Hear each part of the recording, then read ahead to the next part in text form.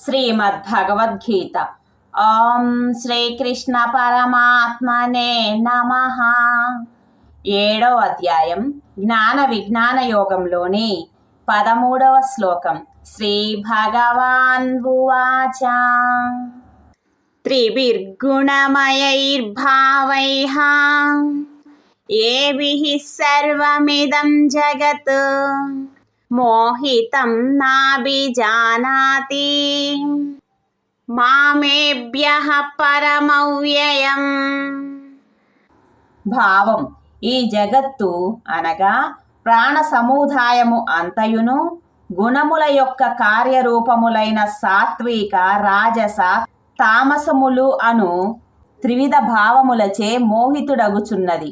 కనుక త్రిగుణములకు అతీతుడను శాశ్వతుడను అయిన నన్ను ఆ ప్రాణులు తెలుసుకోలేకున్నవి.